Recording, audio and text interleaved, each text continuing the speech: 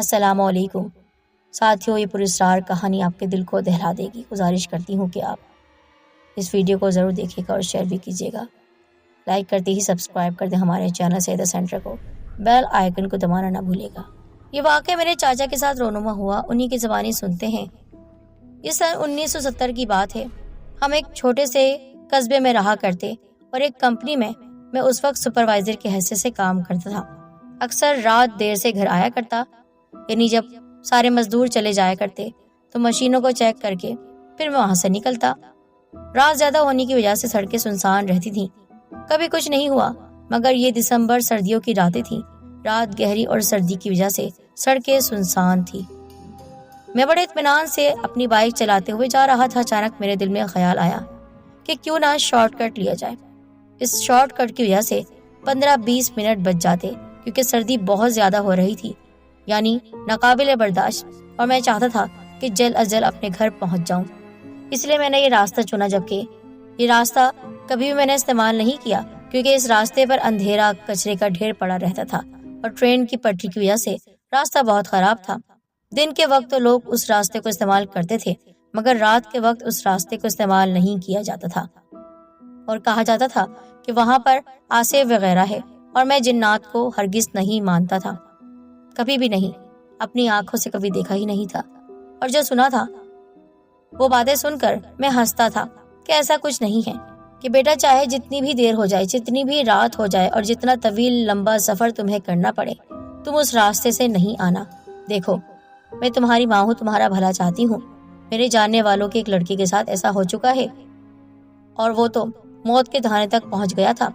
وہ تو اللہ والے نے اس کی مدد کی اور اس کی صحت بحال ہو گئی، یعنی وہ بیماری سے صحت مندی کی طرف آ گیا، مگر اس کا جو حال تھا وہ ہم سب نے دیکھا۔ اس لیے بیٹا، اس راستے سے تم نہیں گزرنا، ایک ماں کی بات کو تم ماننا۔ جب بھی میں گھر سے نکلتا امی مجھے یہی تاکید کرتی۔ اس وقت تو میں ہنس کر ٹال دیا کرتا تھا، لیکن آج جبکہ سردی بہت کڑاکے کی پڑ رہی تھی اور مجھ سے برداشت نہیں ہو رہی تھی، تو میں نے سوچا امی کی بات مانوں یا پھر اس راستے پر میں چل پڑوں۔ تو میں نے سوچا کہ دل کی بات مانوں، یعنی راستے پر چل پڑوں۔ کافی رات ہونے کی وجہ سے میں نے یہی سوچا کیوں نہ آج یہی شارٹ کٹ اپنایا جائے۔ اللہ کا نام لے کر میں اس راستے پر پل کے نیچے سے اتر گیا۔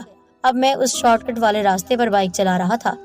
اب میں دل میں خوف بھی محسوس کر رہا تھا، کیونکہ امی نے کہانیاں کچھ ایسے ہی انداز میں سنائی تھی، لیکن چونکہ میں ڈرتا نہیں ہوں تو میں نے کہا کچھ نہیں ہوتا۔ اللہ کا نام لے رہا تھا اور بائک چلاتا جا رہا تھا۔ آدھے راستے تک تو کچھ بھی نہیں ہوا۔ میں نے کہا چلو ٹھیک ہے، راستہ تو گزر گیا، لیکن ابھی میں اپنے مطلوبہ راستے سے کچھ فاصلے پر تھا۔ اچانک میری لائٹ کی روشنی میں کوئی شخص کھڑا نظر آیا۔ وہ ایک بوڑھا آدمی تھا، سفید کپڑے پہنے ہوئے تھے، لمبا سا قد، یعنی انسان کے قد سے کئی گنا زیادہ لمبا قد۔ اس نے اپنے چہرے کو ڈھکا ہوا تھا۔ میں اس کے قریب پہنچا، اس نے ہاتھ کے اشارے سے مجھے روکا۔ چہرہ ڈھکا ہوا تھا، اسی وجہ سے صاف طور پر مجھے اس کا چہرہ نظر نہیں آیا۔ میں نے سوچا شاید سردی کی وجہ سے اس نے اپنا منہ ڈھک رکھا ہے۔ میں نے اپنی بائک روکی اور پوچھا کہاں جانا ہے جناب؟ اتنی رات کو یہاں پر کیا کر رہے ہیں؟ انہوں نے کوئی جواب نہیں دیا، اپنے ہاتھ کے اشارے سے بتایا کہ مجھے آگے جانا ہے۔ میں نے زیادہ بات کرنا مناسب نہیں سمجھا۔ میں نے سوچا میرے راستے پر جا رہے ہیں، راستے میں پوچھ لوں گا کہ کہاں پر اتریں گے۔ میں نے ان کو اشارہ کرتے ہوئے کہا کہ بیٹھ جائیں۔ میں نے ہیلمٹ پہن رکھا تھا، ٹھنڈ زیادہ ہونے کی وجہ سے ہیلمٹ سے باہر منہ نکالنے کا بالکل بھی دل نہیں چاہ رہا تھا۔ وہ شخص میری بائک پر بیٹھ گیا۔ بائک اسٹارٹ تھی۔ میں نے گاڑی کو گیئر میں ڈالا اور چلنا شروع کیا، لیکن میری بائک اپنی جگہ سے 1 انچ بھی نہیں چل رہی تھی۔ میں نے فل ایکسیلیٹر دیا مگر کچھ نہیں ہوا۔ بائک کی چیخیں نکل گئی مگر وہ اپنی جگہ سے ہل نہیں رہی تھی۔ میں پریشان ہو گیا۔ اچانک یہ بائک کو کیا ہو گیا ہے؟ میرے پیچھے جو بیٹھے تھے میں نے انہیں اتارا۔ کیا آپ جناب ذرا اتریے، میں بائک کو چیک کر لوں، کیا مسئلہ ہے؟ بائک کیوں آگے نہیں بڑھ رہی؟ جو صاحب میرے ساتھ کھڑے تھے انہوں نے کہا اب اسٹارٹ کرو، چل جائے گی۔ میں نے دوبارہ بائک اسٹارٹ کی۔ وہ صاحب کھڑے تھے، وہ بیٹھ گئے۔ واقعی بائک چل پڑی۔ میں بڑا حیران ہوا، یہ کیسے ہو سکتا ہے؟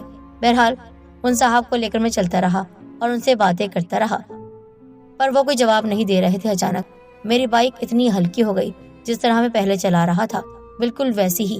میں بڑا حیران تھا، میری بائک اچانک اتنی ہلکی کیسی ہو گئی؟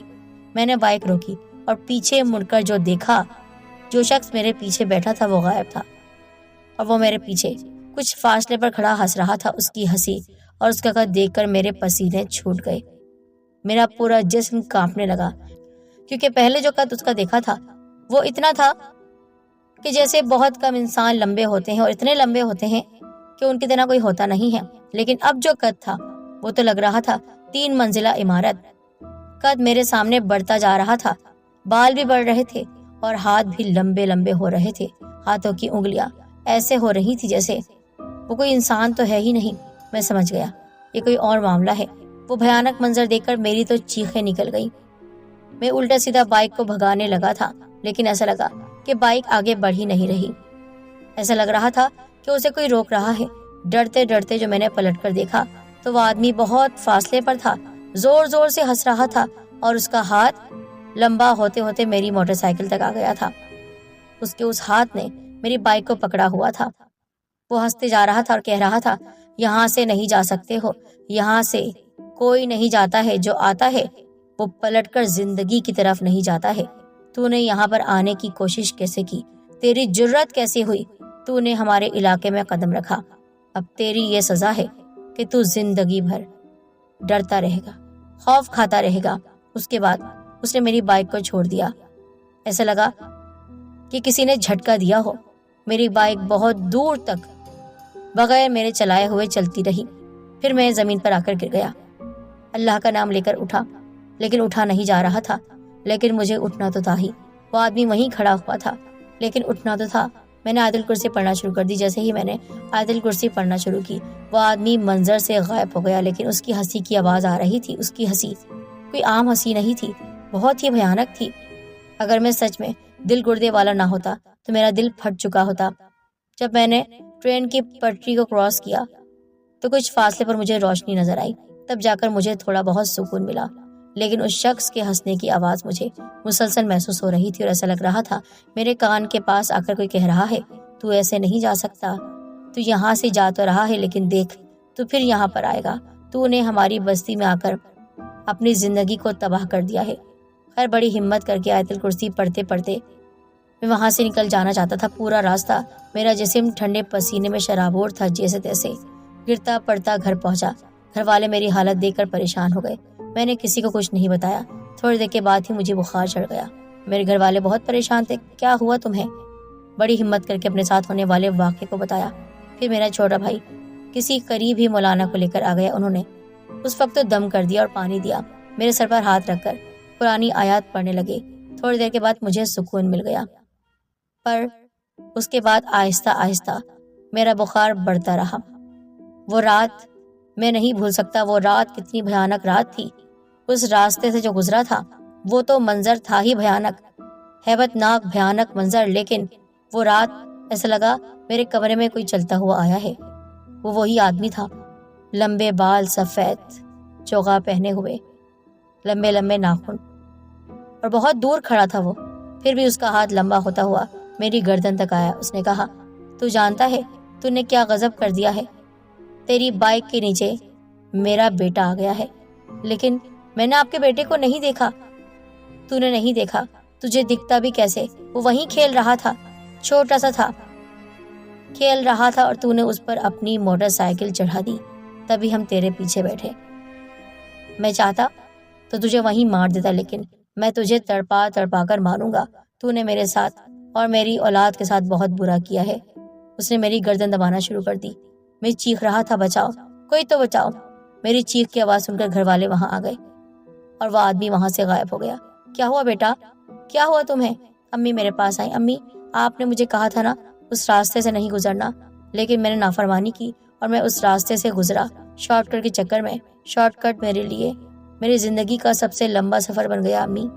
وہاں پر ایک جن تھا، وہ کہتا ہے کہ میں نے اس کے بیٹے کو مار دیا ہے اور وہ مجھے نہیں چھوڑے گا۔ بیٹا ابھی تم آیت الکرسی پڑھو، اللہ کا نام لو۔ مولانا صاحب نے دم کیا ہے نا؟ ہاں، لیکن وہ مجھے مار دے گا۔ میں پوری رات بہکی بہکی باتیں کرتا رہا، پھر میں بے ہوش ہو گیا۔ مجھے نہیں پتا کتنے دن تک میں بے ہوش رہا۔ امی بتاتی ہیں کہ 1 ہفتے تک، 7 دنوں تک میں بے ہوش رہا، پر نیند میں بڑبڑاتا رہا، مجھے نہیں مارو، مجھے نہیں مارو۔ یقیناً وہ میرے پاس آتا ہوگا اور ہر رات آ کر میرا گلا دباتا ہوگا، کیونکہ میرے چہرے پر ناخنوں کے نشان بھی ہوتے تھے۔ میرے سینے پر ایسا لگتا تھا کوئی بوجھ ہے، کوئی آ کر بیٹھ گیا ہے۔ پھر امی نے ماموں جان سے بات کی۔ انہوں نے کہا کہ میرے ایک دوست ہیں جو کہ شہر سے باہر رہتے ہیں، ان کو میں بلا کر لاتا ہوں، کیونکہ ممکن ہے کہ وہی اس مسئلے کو حل کر سکے۔ پھر ماموں جان نے ان کو بلایا، وہ آئے۔ انہوں نے میری شکل دیکھ کر کہا، غضب کر دیا تم نے، تمہاری ماں نے تمہیں منع کیا تھا نا اس راستے سے نہیں گزرنا۔ اللہ کی مخلوق ہے جنات بھی، اور اس کے علاوہ اللہ کی بہت ساری مخلوقات ہیں جن میں سے شیطانی بھی مخلوقات ہیں جو انسانوں کو چھوڑتی نہیں ہے، اور تم نے شیطان جنات کو چھیڑ دیا ہے۔ سب سے بڑی بات، ان کے بچے کو مار دیا ہے۔ اب وہ تمہارا پیچھا نہیں چھوڑیں گے، ہمیں انہیں بلانا پڑے گا، وہ آئیں گے، ان سے مذاکرات ہوں گے، پھر اس کے بعد فیصلہ ہوگا کہ تمہارے ساتھ کیا کرنا ہے۔ میں تو پہلے ہی ہوش میں نہیں تھا، بس وہ جو کچھ بولتے جا رہے تھے میں ان کو دیکھ رہا تھا آنکھیں پھاڑے پھاڑے۔ پھر مجھے ایسا لگا کہ میرے جسم میں گرماہٹ ہونا شروع ہو گئی۔ تپ رہا تھا میرا جسم، ایسا لگ رہا تھا کسی نے آگ جلا دی ہے، اور آگ میرے پورے جسم کو اپنی لپیٹ میں لے چکی ہے۔ میں جھلس رہا تھا، میں چیخنے لگا، بابا مجھے بچا لیجئے، بیٹا وہ یہاں پر آ چکے ہیں، تمہیں برداشت کرنا ہوگا۔ اس کے بعد انہوں نے کیا بات کی نہیں معلوم، کیونکہ میں بے ہوش ہو گیا تھا۔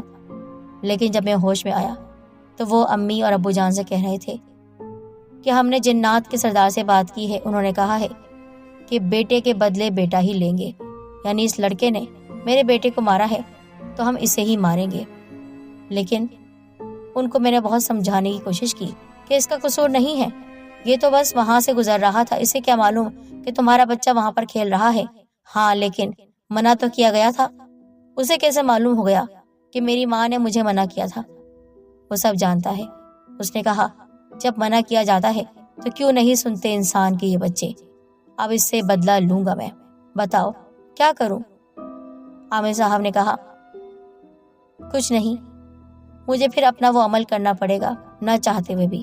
پھر عامر صاحب نے 3 دن تک ایک ایسا عمل کیا کہ جس کی وجہ سے پورے گھر میں دھواں بھر گیا، اور اس عمل کے دوران ایسا لگتا تھا کہ میں آگ میں جھلس رہا ہوں، میری جلد کو جلا رہی ہے، یہاں تک کہ میرے اندر بھی جا رہی ہے۔ میں صرف اللہ کا نام لیتا تھا، پھر بے ہوش ہو جاتا، پھر ہوش میں آتا تو پھر سے وہی آگ، نہ دکھنے والی آگ جس کو میں محسوس کر رہا تھا میری جلد کو جلا رہی ہوتی۔ اف، میں بیان نہیں کر سکتا کہ کس طرح وہ 3 دن میں نے گزارے۔ آخرکار عامر صاحب کہنے لگے بڑا مشکل تھا انہیں منانا، وہ نہیں مان رہے تھے۔ انہوں نے کہا ہم اس کی جان لیں گے یا پھر اس کی شادی ہوگی تو اس کے بیٹے کو ماریں گے۔ تم ایسا کرو بیٹا، یہاں سے چلے جاؤ، تمہیں یہاں سے جانا ہوگا۔ عامر صاحب نے کہا عمل تو مکمل ہو چکا تھا، پھر اس کے بعد میرے امی ابو نے مجھے وہاں سے بھیج دیا۔ میں ملک سے باہر آ چکا تھا، اپنے ماں باپ سے جدا ہو کر صرف ایک شارٹ کٹ کے چکر میں اتنا لمبا فاصلہ میں نے طے کیا۔ اپنے ماں باپ سے میں دور ہو گیا، ان جنات سے دور ہونا پڑا، کیونکہ انہوں نے کہا تھا ہم اسے نہیں چھوڑیں گے، اگر یہ بچ گیا تو اس کی اولاد ماری جائے گی۔ عامر صاحب نے پھر کیا کیا مجھے نہیں معلوم، لیکن بعد میں جب امی میرے پاس آئیں انہوں نے کہا عامر صاحب نے اس رات جنات سے بات کی تھی، وہ نہیں مان رہے تھے۔ 3 دن کا وہ عمل تھا، لیکن 3 دن کے عمل میں تمہاری چیخیں ہم سنتے تھے بیٹا، میں تو خون کے آنسو روتی تھی۔ میرے لیے وہ زیادہ بہتر تھا کہ میں تمہیں اپنی نظروں سے دور کر دوں، بجائے اس کے کہ تم میری نظروں کے سامنے رہو اور میں تڑپتی رہوں تمہیں دیکھ کر۔ بس تم باہر آ گئے، لیکن اس کے بعد کیا ہوا؟ عامر صاحب کو ان جنات نے مار دیا۔ مجھے بہت افسوس ہوا۔ امی نے کہا ظاہر سی بات ہے، وہ بہت طاقتور تھے، اپنی طاقت کے بلبوتے پر انہوں نے عامر صاحب کو تو مار دیا، لیکن عامر صاحب نے تمہاری جان بچا لی۔ تب سے میں باہر ملک میں ہی ہوں، یہاں پر میری شادی ہوئی، بچے ہوئے، اور ہم سب سکھی رہ رہے ہیں۔ لیکن افسوس ہوتا ہے عامر صاحب کی موت پر، میری ایک غلطی نے بلا وجہ کسی انسان کو جنات کی بھیٹ چڑھا دیا۔